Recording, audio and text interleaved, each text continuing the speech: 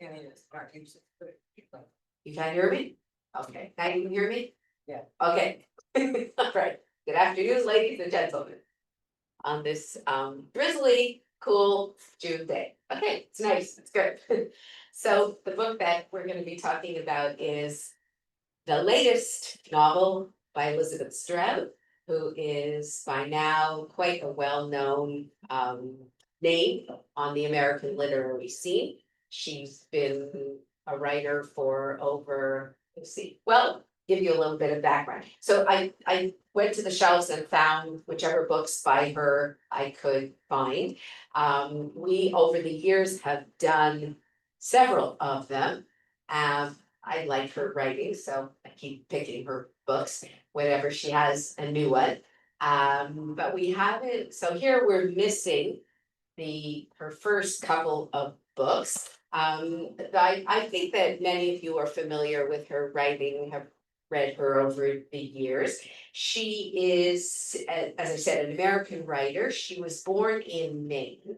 So what her territory, the area that she writes about geographically, is one that she's very familiar with. She grew up in rural Maine, and then she left and moved to New York City, where she lived for a number of years, and then with her second husband, bought a house back in Maine and divides her time. I'm not sure exactly divides her time between Maine and New York, or lives mainly in Maine now. But she definitely is familiar with, as I said, where she sets the story. And in this latest book, published last year, 2024, the setting is mainly Maine with an occasional scene here and there back in New York City. As opposed to the opposite in some of the other books where it was mainly New York with a little bit of Maine, or New York and no Maine at all. How many of you have read her other books? So you're familiar with that, starting from Olive Kitteridge. Was that the first one that you read by her? Probably, yeah. Okay, so because I don't even think I read Olive Kitteridge as the first book, but I went back then and read it because I read Olive again, which is her second Olive book, and I hadn't read the first one, so it's really advisable to read the first one. So just to give you a little bit of background about her novels, because I did this for myself. Her first novel was published when she was 42 years old. She's now 69 years old. Yes, she was born in January 1956. Oh, that's your okay. Oh, wait, these are three. Oh, good. Okay, so the Burgess Boys. Oh, this is 3 copies of the Burgess Boys. Okay. So I don't know where I should put this in my order of, hang on a second, I'm trying to get this into chronological order for you. It's before Lucy. I'm not sure. Oh, yeah, maybe it's Lucy. 2013. So I think it's one of her early, yeah. Oh, no, Lucy by the Sea, that was the before this. So I think it comes somewhere, I don't know, around here is the Burgess Boys.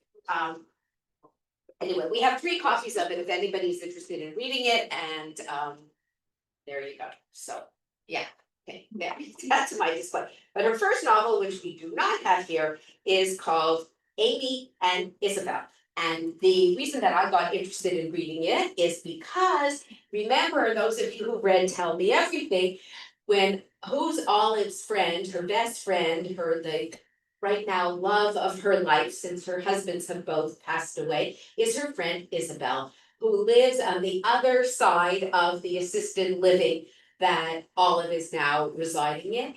And that Isabel apparently is the character in the Amy and Isabel, her very first novel that she published in 1998. And it tells, and just to give you a little, a couple of sentences about each of her books, because it's like an introduction into Tell Me Everything. Because in Tell Me Everything, she brings together characters, I think for the first time. I mean, she has a tendency, those of you who read her other later books, to mention characters that she's written about in previous books as they appear, especially now that she's gone back to Maine. because these characters are in Maine. So, but in this book, in Tell Me Everything, it's as if she decided, okay, I mean, it's a good title and it doesn't come for this reason, but it's as if she's telling the reader now everything about, at least putting in all these characters from her previous books. So Amy and Isabel was her first novel, published in 1998, and it tells the story of a 16-year-old girl. So it's about a mother and a daughter, an adolescent daughter and her mother, and the 16-year-old daughter's affair with her math teacher. And it's set in the fictional town of Shirley Falls, Maine. And these will be the two settings of Elizabeth Strout's main books. There's Shirley Falls, which is a town inland, and then there's the town that Crosby, which is where Lucy Barton now lives, by the sea. So these are the two places. So this first book, already she created this fictional mill town of Shirley Falls, Maine, and this is the locale that Strout returns to in many of her later works. And this best-selling debut, this was her first novel, and she was 42 years old at the time. She said she'd been writing for many years. She always wanted to be a writer, but it took her till she was 42 to get her first story, her first novel published. She'd had stories published in the New Yorker and in different magazines, but this was her first novel. So, and it's interesting because Isabel, when we meet her in this book, who is Olive Kitteridge's beloved friend, is 91 years old. She's sleeping most of the day now, so she's not well. But it's her and her daughter's relationship that is the subject of Elizabeth Strout's first novel. Then the second novel, which I don't have here either, and I don't think I ever read that one. I don't know if anybody read it. It's called Abide with Me, and set in another fictional Maine town just upriver from Shirley Falls. We get to know the geography, and she's become now, as she's evolved as a writer, one of these writers who has an area geographically, not just psychologically, but geographically, an area that she's kind of carved out for herself. You know, Faulkner famously had his area, and different writers had theirs. Alice Munro had her area in Western Ontario with occasional forays out to BC. And she, Elizabeth Strout now, she's got her place. So the second novel was called Abide by Me, and it was about a small town reverend and father struggling to return to himself and his faith in the aftermath of his wife's tragic death. Now, already in these two early novels, after you've read this and her, especially this one now, you can see her themes and the things that she wants to talk about and that she's interested in people are, she's got a lot of people having affairs, teenage girls either being abused sexually by men or having affairs with men. That was in the first novel. And then this idea of faith and of when someone loses a spouse, how terribly difficult that is and how one copes, and that's in this book as well. So that was what her second book was about. When she was young then, she was, now she's 69 years old, so she's lived a lot more. And I think this book has more of a maturity to it, but already back then, that's what she was writing about. Then the third book was Olive Kitteridge.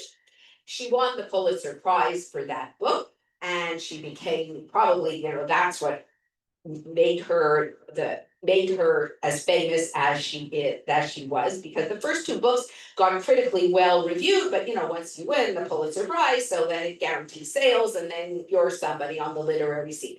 And in that book, she introduces us to the indomitable Olive Kitteridge and to the town of Crosby, Maine. And here we meet Olive again. At this time, she's 91 years old as well. And she's not so much, she's part of the book, but more as a recipient of Lucy Barton's stories, sometimes, and telling her own stories. But she's not the main focus of the book. But in Olive Kitteridge, she definitely was. And what a character she was. I don't know if anybody remembers seeing them. There was an HBO 4-part mini series based on it, and it's really good.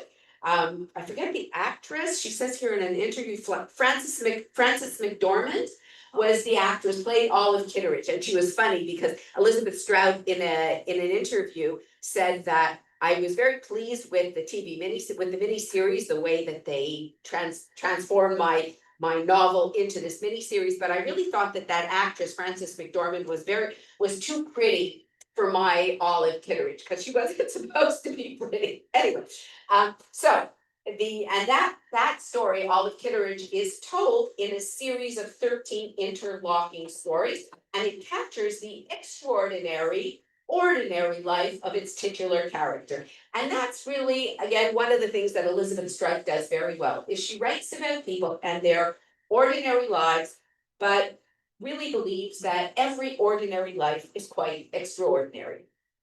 And Olive is a retired school teacher, which comes out in this book as well. And she is this heroine who becomes a very much loved character in Elizabeth Strout's work. Then comes the Burgess Boys here, which is, you were asking me which ones to read before you read this. So I would say, if you could, Olive Kitteridge, the Burgess Boys, because the Burgess Boys is the story of these two brothers, the Burgess brothers, Jim and Bob, and how they, hello, welcome. Hi. And really, I think if there's, well, there are a couple of main characters, but one of the main characters in this book is Bob Burgess. So if you know the backstory, this book, which alludes to what happens and tells you, I think it would be much better, and you'd have a better appreciation. Those of you who read it, like, will probably agree with that. That it fills it in, that things have a lot more meaning.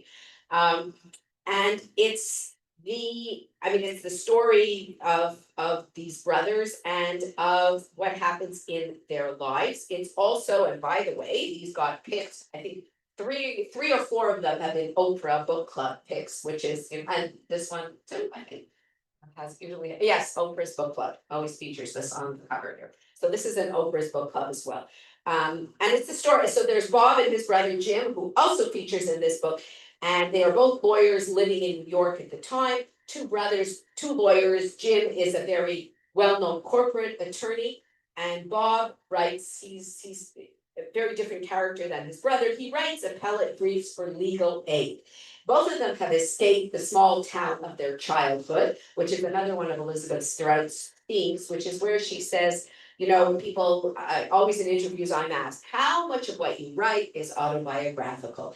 And she said, I never really thought that so much of it was, but the longer I write and the more I'm around, the more I realize that, yes, not exactly, but definitely things come from me and from what I know. So but the accident that appears in the Burgess Boys, there was a tractor accident that killed the father of these two boys.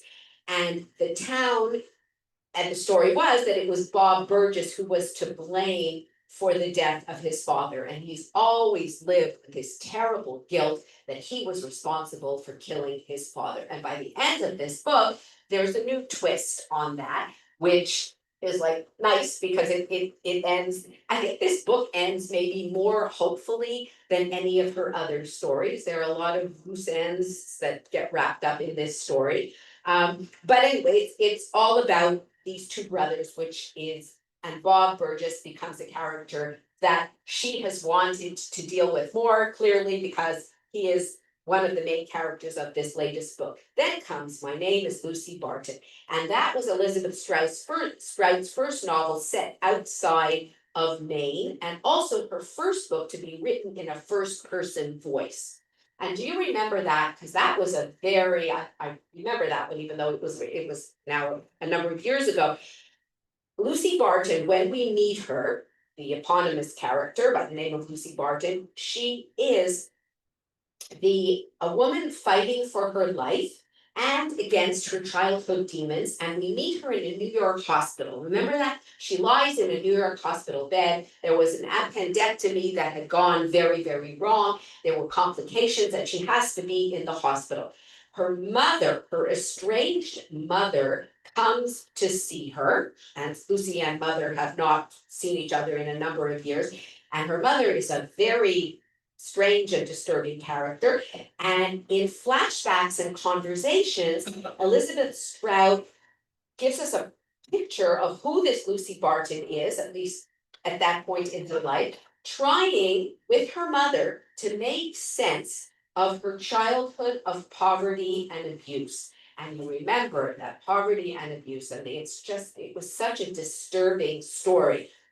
And what she does in this book is she reflects on this period of her life. Lucy Barton is reflecting on it from decades beyond it.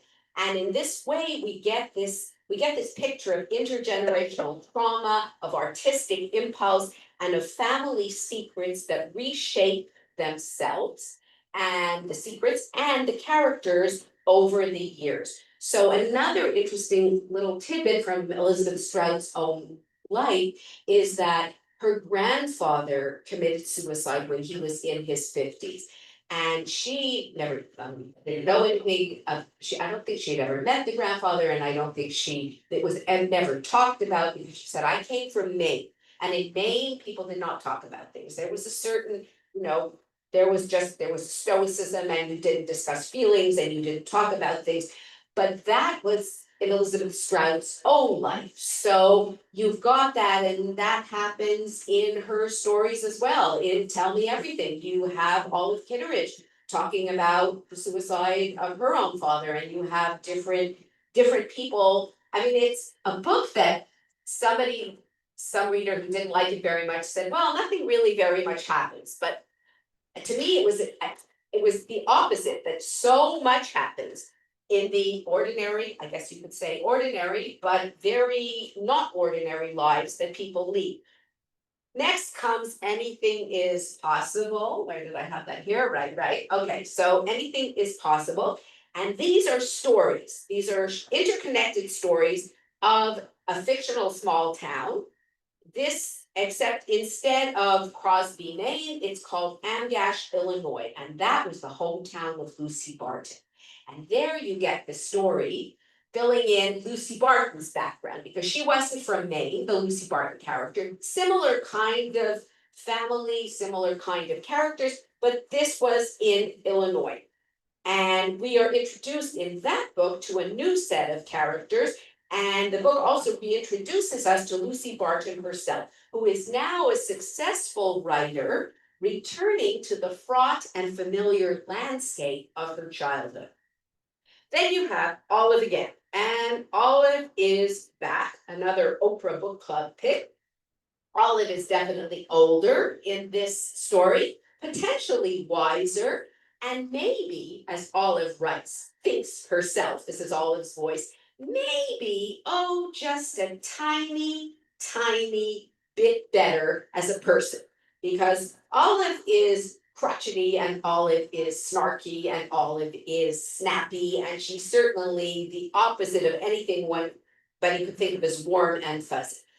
But don't think that just because Olive thinks about herself, maybe she's a little bit better as a person, that you're going to meet Olive as, with a nice hug and a hand knit tea cozy. She is still the endearingly prickly character we know, and as some readers have come to love. And here she is back in this book, still prickly, still snarky, still making her Olive kind of remarks. Then we have O. William. And after the death of her second husband, Lucy Barton, because Lucy's married to William she marries him when she's young. They have two daughters together, and William is a philandering. He has affairs, and they divorce. And then Lucy remarries, is very much in love with her second husband, David. And when he dies, she reconnects with William, who was the first husband. And in this paradoxical way that Elizabeth Strout writes, this William doesn't seem to be such a nice guy. He's pretty self-centered. He's a parasitologist that comes out in this book, and he's always talking about his parasites, even when nobody's really very interested in the parasites that he's studying, but he talks about them. Self-centered, also was not faithful to Lucy, and yet somehow he's comforting to her. So when her first husband, after her second husband dies, they reconnect, William and Lucy, and they go on a road trip to visit William's mother's hometown which is in Maine as well. And they stay there for many hours, and we meet some new characters, and we are getting tantalizingly closer to Kitteridge territory. It's not in Crosby yet, but it's getting closer, leaving New York City and getting closer. Lucy by the Sea. Lucy finally arrives in Crosby, Maine. And what did it take to get her there? That was set during the pandemic. So we know very clearly it was set in 2020. And like many New Yorkers in that year when the pandemic struck, those who were lucky enough to be able to leave and have a place to go, Lucy and William, who are together again, like in kind of interesting relationship, they flee the city. And what did they do? They rent a seaside house from their old friend, Bob Burgess. Yep, that Bob Burgess.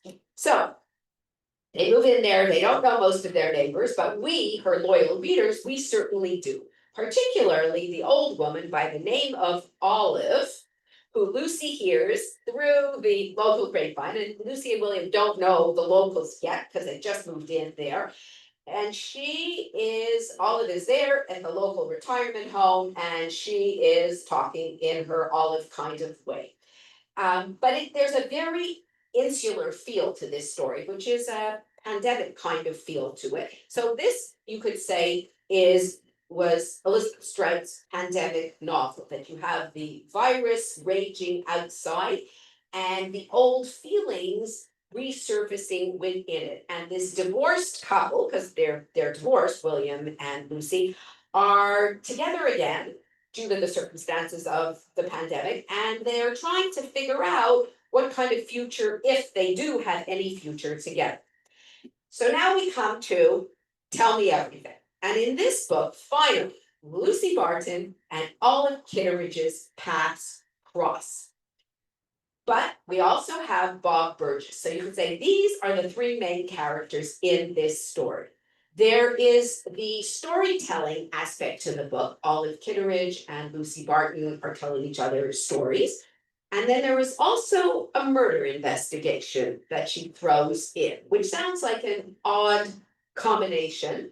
But somehow it works because a woman's body is found in the town, in a quarry outside the town. And Bob Burgess, who seems to be semi-retired, is called into business again, and he agrees to defend a young man. Well, not such a young man, he's 59 years old, so not such a young man, but he has a very boyish, childlike way about him, and that he's accused of killing his mother. And Bob Burgess does not believe that he did it, and he takes on his defense. So that's the murder investigation that goes on throughout the book.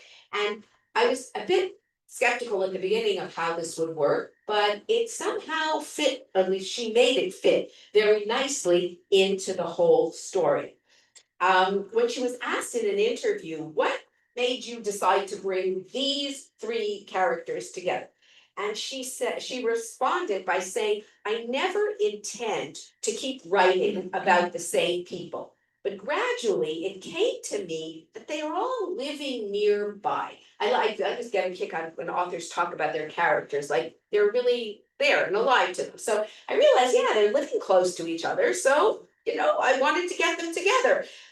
Olive and Lucy together, that was the propelling force. Olive and Lucy. I just thought it would be so much fun. And of course, Olive can't stand Lucy at the beginning, at first. And so my working title when I started writing this book, said Elizabeth Strout, was The Book of Bob. Because the character of Bob Burgess, has always intrigued me. He's such a decent person, and yet he doesn't realize that about himself, just how kind and decent he is. And so I wanted him to come out of semi-retirement and do something big and meaningful. So there she has him coming out of his semi-retirement to deal with this murder investigation. And so then she says, well, I know it was kind of risky, because is the reader really going to want to listen to all these different people and follow their different stories? And she says, yeah, I know there's a risk to it, because you know what I did? She says, that was also interesting. She said, years ago, I made up a reader who sits across the table, the desk from me.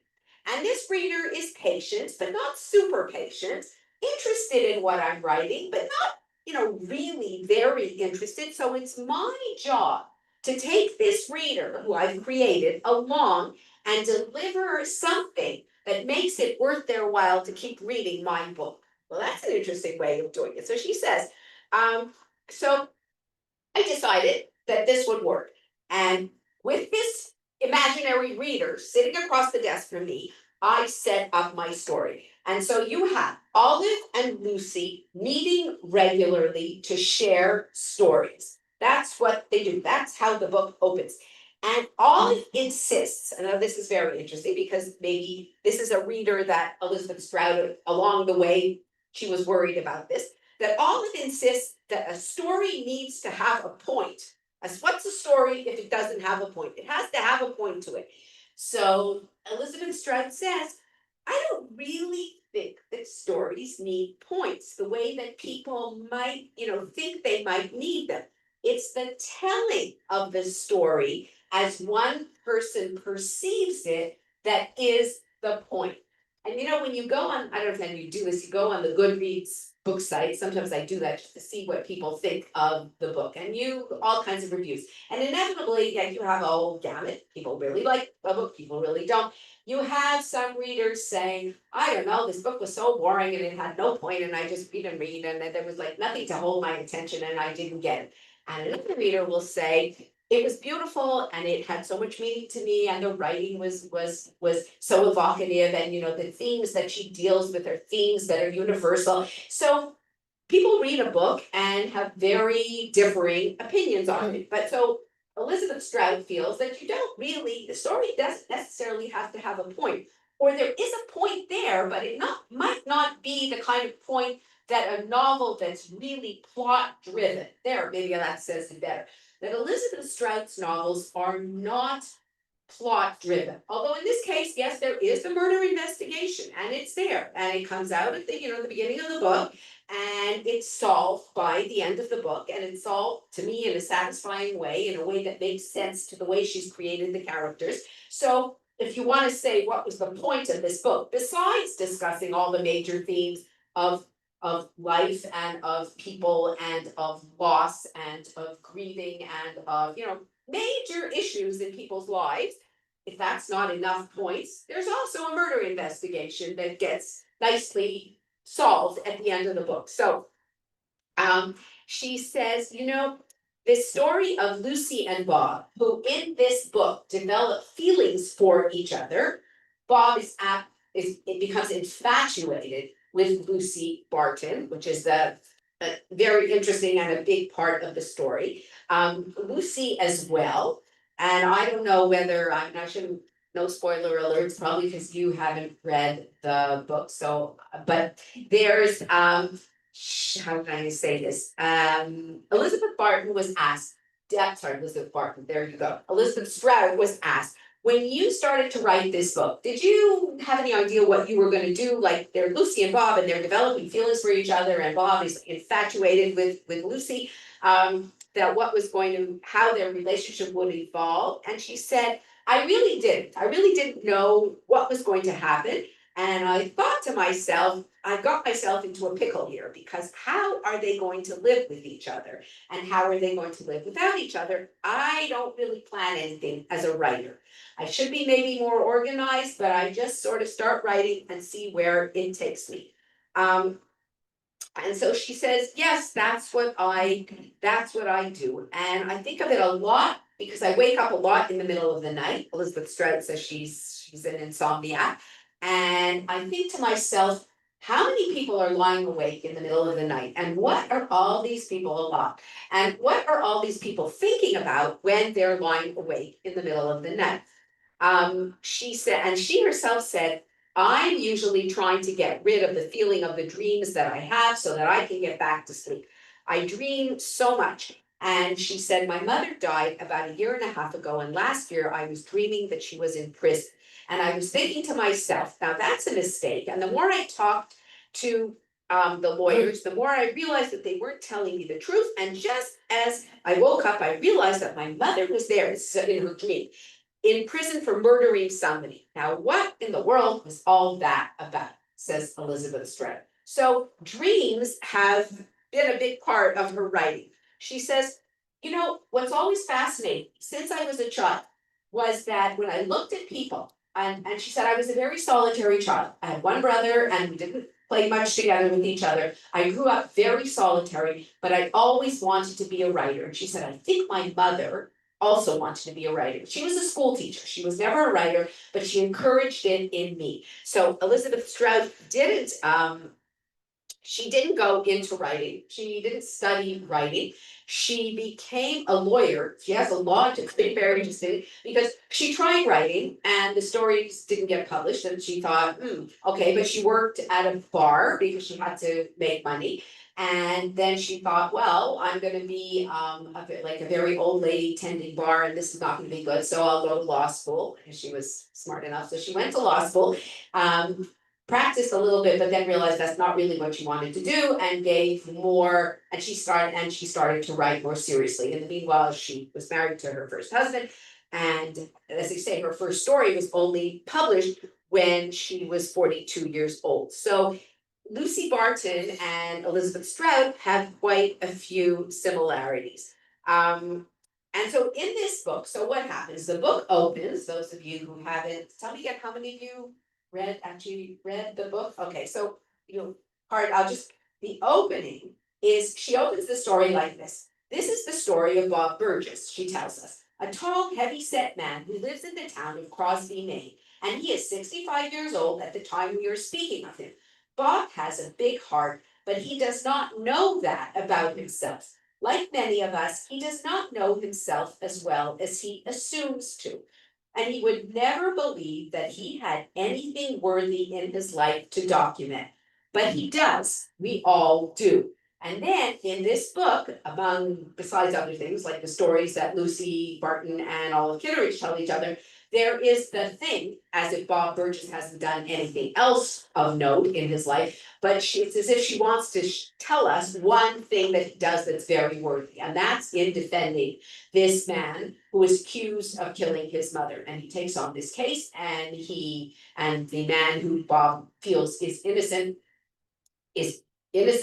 and proven such. And Bob even has by the end of the story, a big part in the rehabilitation or the finally maturing and developing of this boy, it's not a boy, of this man, so that by the end of the story, he is able to function in society. Bob gets him a cell phone in that funny scene where this man has never had a cell phone before. He's lived in isolation, taking care of his elderly mother until his elderly mother disappears. And it's her body that is found in this quarry outside the town one day. And he is accused of killing her because he was the one who was around and she was a very difficult woman. And but then he didn't do it. And Bob Burgess he takes on his case. He's his lawyer. He defends him. He's not guilty, and he becomes this man becomes less and less great by the end of the story. So this story, as she tells us, is going to be about Bob Burgess, and then she sets the scene. So she tells us, and then she sets the scene. It's autumn in May, and she writes, autumn comes early to Maine. By the second or third week in August, a person driving in a car might glance up and see in the distance, the top of a tree that has become red. And when she talks about Maine, it's pretty similar to Quebec. We're not further south like in New York City, we're even further north than Maine is. So the setting is a very familiar one to those of us who live here. And she describes that in Crosby, Maine this year, it happened midway through the month of August. And there's a lot of description of nature. There's a lot of description of trees, if you notice. The foliage on the trees is very often part of what she writes about. So right here on the first page, she's talking about the changing color of the tree.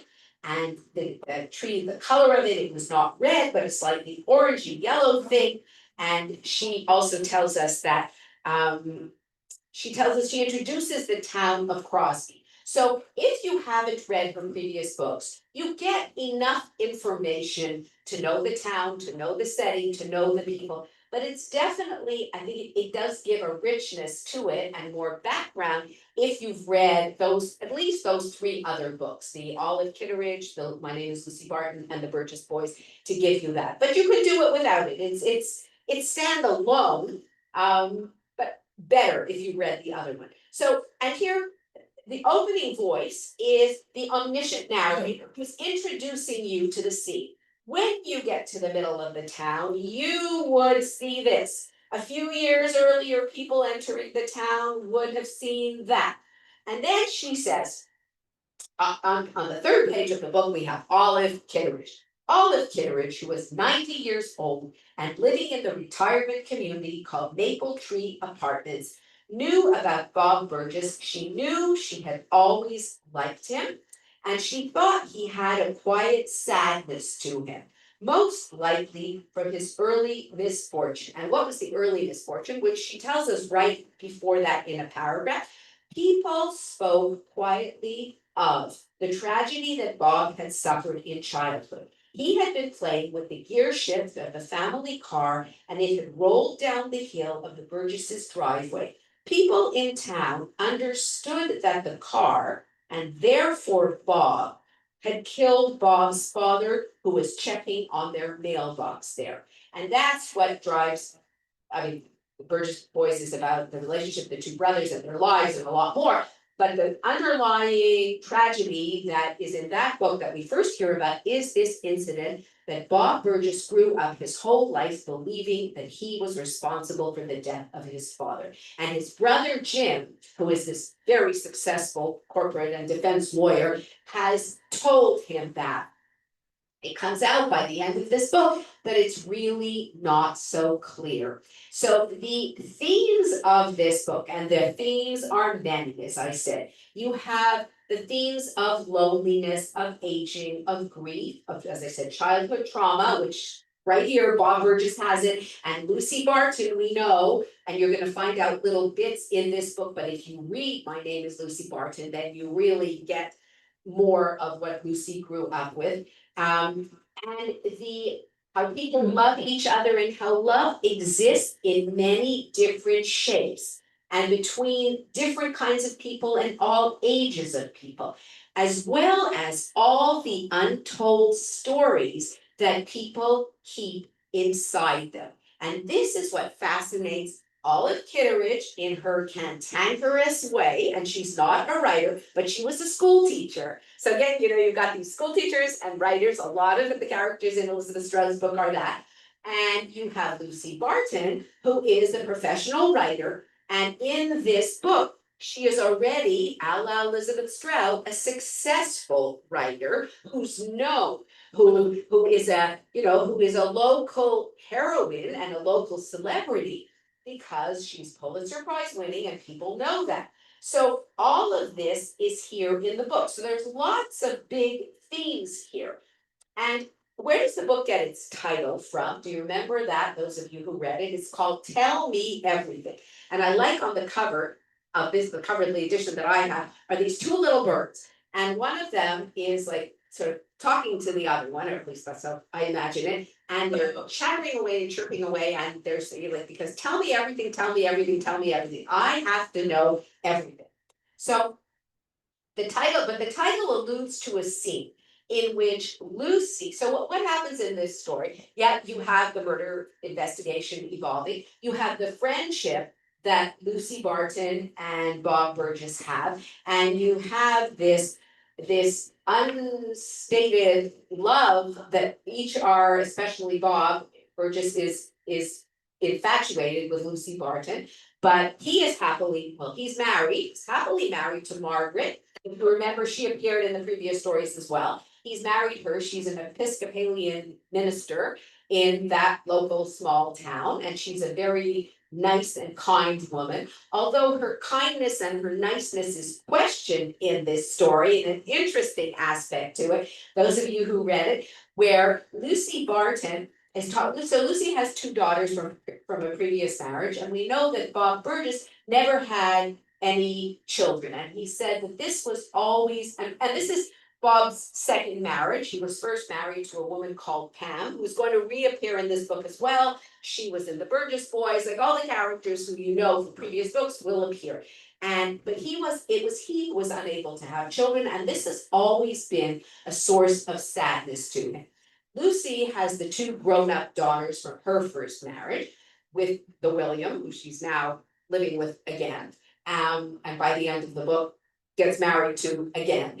But in the meanwhile, Bob and Lucy go for long walks, and they each look forward to these long walks, and they each talk and talk and talk and tell each other all kinds of things. And on these walks, a lot of their personal stories and their personal feelings and their childhood situations come out when they are telling each other these stories. But Lucy Barton goes to visit Olive Kitteridge at the beginning of the book because Olive wants to see Lucy because Lucy is a local author. And Olive feels that she has a story that would be interesting to Lucy Barton, the writer, and she summons her in to her little apartment in the retirement home. And she says to Lucy, I want you to come and I want you to sit here and I have a story to tell you. So there's a lot of storytelling in the book because you have Olive tells Lucy a story and then Lucy responds with a story of her own. And then Lucy starts to visit Olive Kitteridge and they develop a friendship and these visits become very important for both of them. Then there's also the storytelling of Bob Burgess and Lucy Barton, who have these long walks, and where Bob, with his guilty secret, he smokes 2 cigarettes a day. Now his wife is very, very much against his smoking, and he thinks that he's keeping it a secret from her because he smokes outside and he tries to move around while he's smoking because then the smell won't get into his clothes. But as one realizes that his wife knows and everybody knows that he's smoking, but he does this only in Lucy Barton's company, and he talks to her and he tells her about his life. And so the story goes on, so you've got all this storytelling going on, interspersed with the murder investigation. And yet in between all of that, there are these very important statements that the characters, or the author through her characters, make on life and the lives of people. At one point, about halfway through the story, they're on one of their walks, Lucy and Bob, and they always go by the river. And Lucy is standing there looking out at the river for a long time. And then she says to Bob, Bob, I think that we are all standing on shifting sand. She did not look at him as she spoke. I mean, we don't ever really know another person. And so we make them up according to when they came into our lives. And if you're young, as many people are when they marry, you have no idea who that person really is. And so you live with them for years, you have a house together, kids together. She stopped and said, sorry, because she's very sensitive to the fact that Bob is very sensitive about never having been able to have children. And he says, no, go on. So she continues. But even if you marry someone later in life, no one knows who another person is. And that is terrifying. You know how you told me the other day that you were always terrified? Well, as far as I'm concerned, everybody should be. I mean, every so often a couple has a fight and things get said and it scares them both profoundly. And yet in a heartbeat, they pretend that fight never happened because they can't proceed with what they just learned. And I understand that. I do. Lucy nodded, still looking out at the river. What I'm really trying to say, Bob, is that people just live their lives with no real knowledge of anybody. Like that woman who I got an email from this morning who said that she might be filled with envy. But I don't know if she is, because she's just told Bob that she got this email from a woman who told her that she was very envious of her. And Lucy Barton says, kind of incredulously, like, I don't know, why would she be envious of me? And then Lucy said, she says, but that's what I feel like. I feel like we are always on shifting ground. My point is that every person on this earth is so complicated. We are all so complicated, and we match up for a moment or maybe a lifetime with somebody because we feel that we are connected to them. And we are, but we're not in a certain way too, because nobody can go into the crevices of another's mind. Even that own person can't go into the crevices of their own mind. And we live, all of us, as though we can. And I respect it, Bob, I really do. But none of us are on sturdy soil. We just tell ourselves we are, and we have to. And she's going on and on and on. But she has this interesting point here where she says people don't really know each other. And then there is a scene. Well, the scene was actually a little bit earlier. Do you remember the scene where Margaret is invited to Boston to give a speech at another church? And Bob goes along with her. He doesn't go to hear her speak. And there's an interesting, he says he doesn't like to hear his wife as she gives her sermons on Sunday. There's something about them that something makes him uneasy about her when she's speaking. He loves her as his wife, but he doesn't like to hear her speak. So they go to Boston together. He goes to visit an old friend, and that's not a very successful visit for him, and goes back to the hotel. And they have arranged that that his wife, Margaret, is going to come back from her talk, her speech, and her luncheon, and they're going to get an Uber at 1 o'clock, and they're going to go back to Maine because that's the time. And she's late, and he waits, and she doesn't come, and he can't reach her, and he gets very irritated, and he gets very angry, and he goes and he sees on his phone that she's at that church, which is just 2 blocks from the hotel. So he goes to her, and he's very upset. He says, "How could you do that? How could you do that to me? You said you were going to be here at 1 o'clock." And she said, "Oh, I just forgot." And he's, "What do you mean you forgot?" And they have an argument, and he gets very upset and kind of a little bit irrationally upset for a guy who's supposed to be this kind, nice, easygoing Bob Burgess. And this scene is described. And she says to him, "But I don't understand it. Like, you said you would be back at 1 o'clock." And she says, "Really? But okay, I forgot. It's life. These things happen. Just, I forgot." And then there's a flashback to a scene where Bob finally understands. He says, why had he become so enraged? Why was he so angry at his wife for having been late? Because he remembered that when he was a child, how he had once gone to a Cub Scout meeting and his mother had forgotten to pick him up. And for over an hour, he sat on the steps of the church where that meeting had been, and he began to cry. He was only 6 or 7 years old. He was a small boy. And then his mother showed up and she said to him, "Stop crying." And he said to her, "But where were you?" And she said, "Oh, come on, Bob. I was visiting my friend Jeanette and I forgot the time. Stop the crying."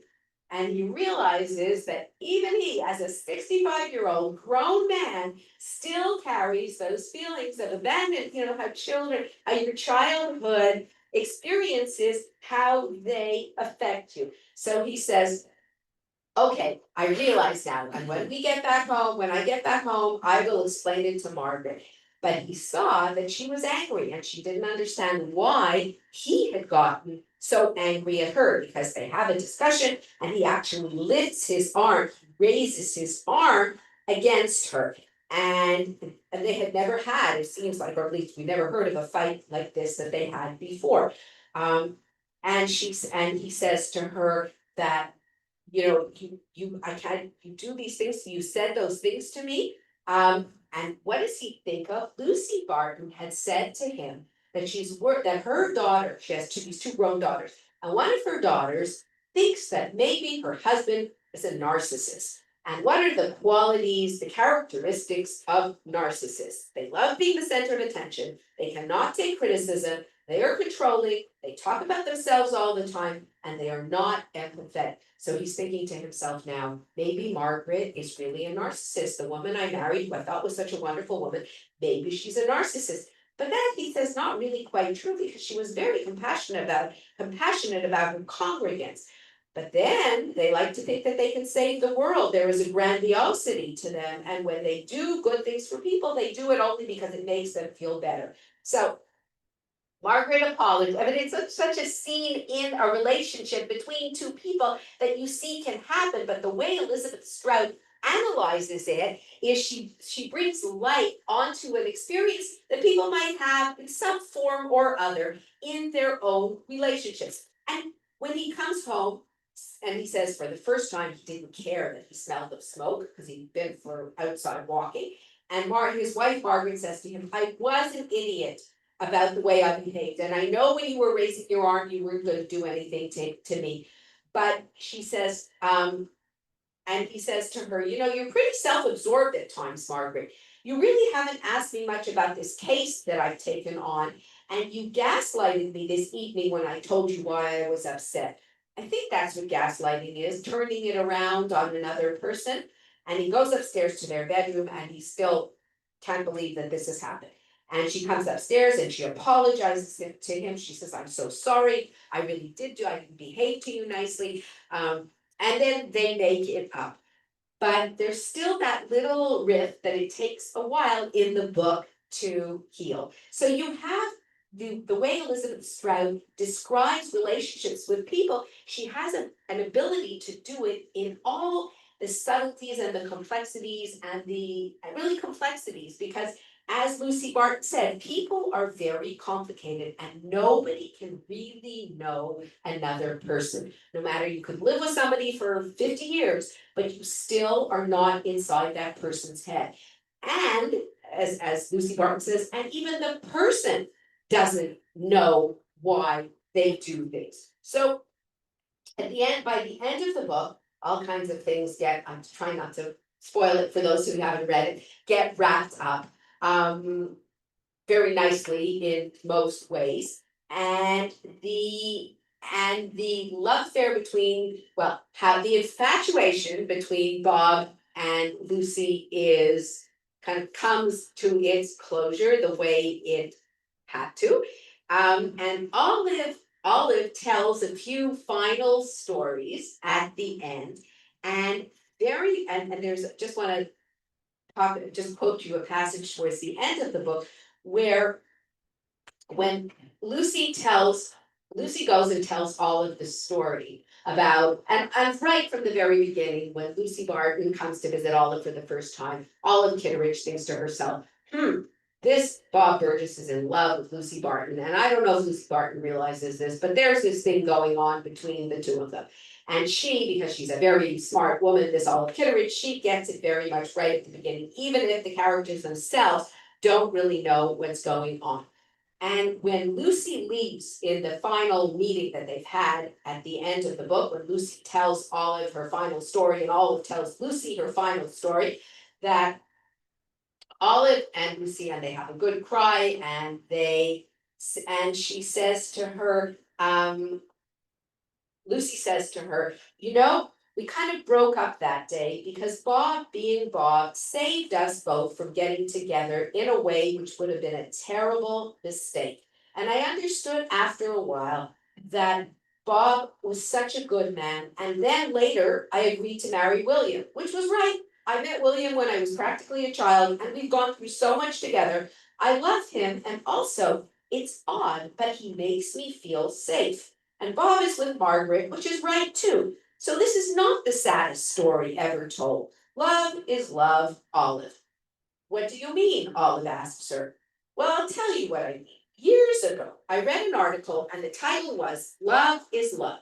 And in it, the writer said that when she was at college and had her first boyfriend and was desperately in love with him, her great aunt, recently widowed, came to stay at her parents' house, and the writer remembered standing in the bedroom with this tiny old woman who was so frightened and realized, I love her the same way that I love my boyfriend. Not that she wanted to go to bed with this old woman, but the love she felt for her was distinctly related, of the very same cloth. And I've always remembered that because I understood it. Love comes in so many different forms, but it is always love. If it is love, then it is love. Olive roused herself now, and she got her cane and made her way across the bridge to tell Isabel. The bridge is the bridge between the two parts of this retirement community where Olive's friend Isabel has now had to go over to the other side because she needs more nursing care. And every day, what keeps Olive going is that she has this wonderful friend who she loves very much, this Isabel, another 91-year-old lady, and she reads the newspaper to her and she goes to tell her everything. So she goes across this bridge to tell Isabel, but Isabel was asleep. And so Olive sat there and waited. She watched the small rising and falling of Isabel's thin chest, the purple veins that ran across her aged hands, twisted with arthritis. Love is love. Olive kept thinking about that as she waited, and that's the end of the story. So it's a very, I found it a very satisfying book. I found it really, for me, fun that the characters who I've been following in the books that I've read of Elizabeth Strout, that they come together and how she puts them together and how they've grown now because it's over the years that she's been developing these characters. And how she kind of puts this murder, which I thought, as I said, you'd think that it doesn't work and how could it work and why is it there? But it's there because we need to find out something and Bob Burgess needs to find out something about himself. So I think that was the point that she put in this murder mystery. And also so for people read the book and say, well, nothing really happens because it's all a bunch of interior monologues and descriptions of people and descriptions of foliage and descriptions of Maine. There is a bit of, you have your murder mystery case in there as well. But that's not really the main part, and that's not really who Elizabeth Strout is as a writer. She is really all about developing her characters and dealing with the themes that she's always dealt with in her previous books. And that you can see that as she blends her own background, and as she said, people always ask me, how much is, your character, how much of Lucy Barton anyways, is you and how much isn't? And she says, well, yeah, we do come from similar backgrounds. There was no abuse in my background like there was in Lucy Barton's. But there was that grandparent there, so in many of the stories, there was suicide, and there is so much, although by the end of this book, I thought, there's so much sexual abuse in this book as well, like maybe, I don't know, well, I guess that's what it is, but in a small town, and in a certain era, and it wasn't talked about, but how many of these women were so damaged from the experiences and became who they became, and that's what ties in the murder, the woman who was the victim of the murder, how she herself had been abused, and so I thought it was very cleverly done, and that there was a lot packed into this relatively short. I mean, it's just over 300 pages, but it's a small book, so it's a very quick read. Read it in a couple of sessions if you have a good few hours each time. That's the way to appreciate it. Enjoy the descriptions of Maine and the scenery and the changing seasons, because it begins in the autumn and then it ends when it's summer, and you have, as I say, lots of descriptions of trees and foliage and flowers and the beauty of the landscape, which is not that unfamiliar for us here. And one looks forward to see what Elizabeth, at least I do, what Elizabeth Strout is going to come up with next. Any questions, comments? Those of you who've read the book want to say something about it? Okay. No. Yeah. Yes. I found it boring. Yeah. This is the first book that I have from Elizabeth Strout. Okay. So I didn't know about all the previous. All the previous, yeah. And I was coming here to see was there a point to it, and I said that there was. Well, as I say, it's. But I did find that there's too much repetitious foliage, this and that, and repeating the same thing with a different person and boring. Okay. I mean, I say it's all in how you feel about a book. Like, so, yeah. Just to no, I wouldn't say it's boring, but I have no desire to read any more of her. Exactly. Had you read any of your previous books? Yeah. I over the years I've read with the previous ones, but this is enough already. This is enough already. Okay. But I'm going again and trying to see it from a different point. But maybe, which is what maybe I said earlier, try reading the previous books because they give you more background. This is like yeah, but the writer is so vicious. well, I'm trying to remember Olive Kitteridge and My Name is Lucy Barton. It doesn't matter. It doesn't matter. It's too commonplace what's happening. Too commonplace in what? In what happens in the book? Happening, yeah, to all the different characters. Yeah. But when you say commonplace, Like these things happen to people. Right. Not unusual. So she's telling you a story yeah, about things that happen to people that are not unusual. So once you've read a book like this and she's tying it all together, so it's enough. She doesn't need to comment. but what about, but don't you think, so what's the point of reading? Like, what's the point of finding out about characters and Well, no, but is it not like the it's, point of reading, it's true. or fiction, okay, so let's say No, fiction, novel. fiction, yeah, but, well, because it's education, reading and. Fiction? Well, it opens up your mind to what's happening in the world and what's happening in relationships. But she tells you so much here already that she's told you a lot, so you're not interested anymore, at least in hearing more of it. Yes, I guess it's very interesting, very different, because I don't know, I come to it. That is, the point of reading fiction for me is understand more psychological insight into the workings of people, because then you don't get that from reading nonfiction, and I like reading nonfiction a lot to learn, but this is to get inside the heads of characters, and which to me, like, that's not boring, because people all have, what she's saying is that, I didn't say it was boring. I just Or said she's given. she's So much. yeah, that you're not interested in these characters anymore, okay, silly.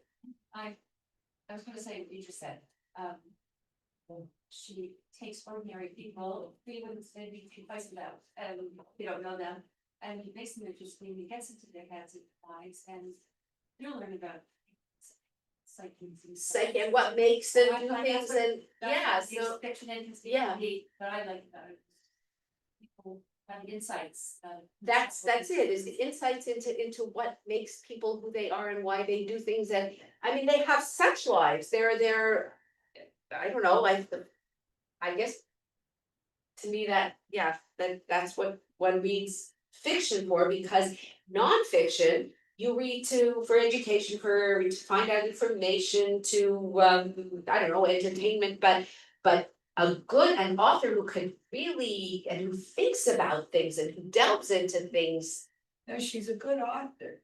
And I I like her writing style, because as I always say, I like a simple, spare kind of prose, not too many adjectives, not too many adverbs, and she fits that bill. She does describe a lot, but She- not that simple. She does, but she does it, if you look at her sentences, and that's where a good writer, Ann Tyler is the same thing. She has ordinary people, nobody is ordinary. Okay, you could say that some people, maybe their lives are more interesting for general consumption if you're reading about them.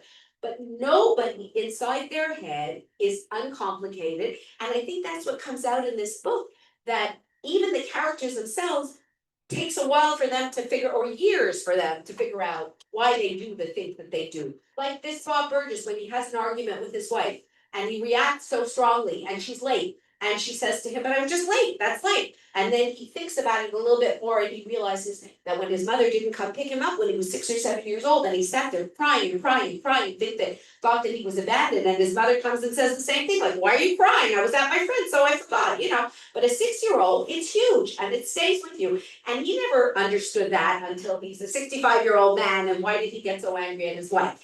And he thinks she's a narcissist, and he goes through this, maybe she's a narcissist, maybe there's which is the danger, when you're trying to analyze and you look up the definition in the DSM of narcissism, and it tells you all these things, you think, oh my goodness, I'm married to a narcissist, and you're not.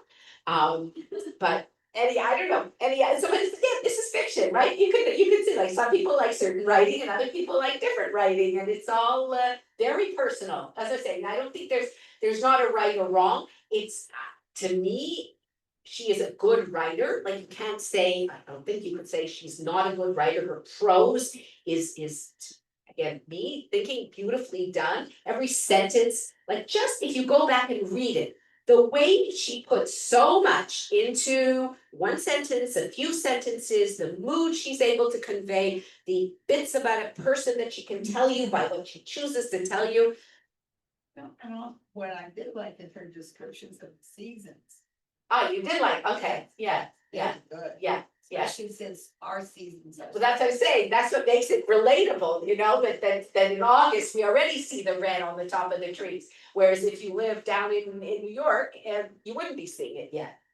Did somebody else have? She said, we never know Yes. each other, we never know each other, so what is the point, that we never know each other, is that really so?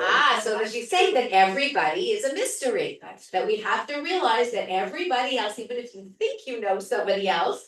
You don't, and you never can, because you're not inside another person's head. No, I understand, but Yeah. then, so, well, I mean, to some extent, we all know each other, Well, some aspects of a person, Sure. but but there's also things in us which I mean, Not not completely. revealed, are not revealed, so we don't Yeah. really know that. yeah, and that's what she writes about, that's what she writes about. I feel like maybe the commentary is that she's saying that we don't know what's in someone else's head, except in a book.